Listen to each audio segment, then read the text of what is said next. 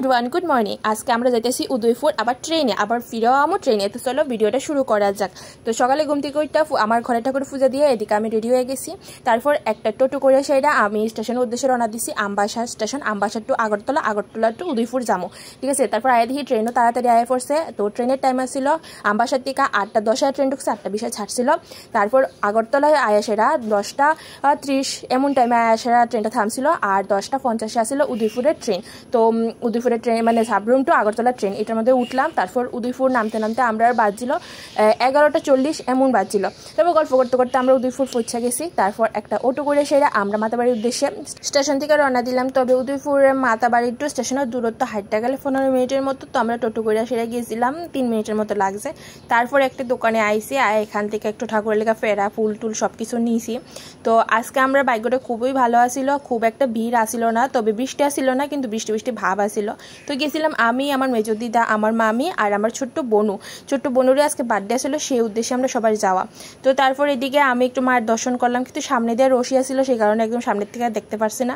তারপর আমরা একটু ধূপকাঠি মোমবাতি জ্বালাইয়া সেইটা ঠাকুর আবার প্রণাম টনাম করে তারপর ভাবলাম যে একদম মাতাবাড়ি ফুরাটা একটু ঘুরে দেখুম, কারণ আমি প্রায় 3-4 বছর পরে আইসি মাতাবাড়িতে। যখন আইছিলাম তখন সব কিছু হয়েছিল না, এখন অনেক ফুল বাগান টাগান হয়েছে, খুব ভালো লাগছে। তো তারপর আমরা একটু মহাদেব মন্দিরে একটু ভক্তি টক্তি দিয়ে সেটা আইলাম, একটু ঘুরতাম।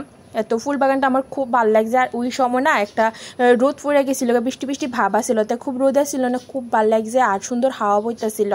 তো তারপর একটু ঘুরা টুইরা এরপরে দেখি মা আকাশে মেঘ একদম পুরো কালো হয়ে গেছে, তখন ভাবছি যে জামুগা। আর এদিকে দেখলাম সুন্দর ছোটো ছোটো পুকুরের মতো, এখানে জানি কি করব, কইতে আয় পড়ছে বৃষ্টি। আর আমি এখন মহাদেব মন্দিরে আসিলাম।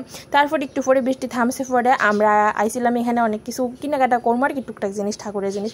তারপর স্পেশালি দই ফুচকা খাইছি, খুব ভালো লাগছে, জীবনে প্রথমবার দই ফুচকা খাইছি।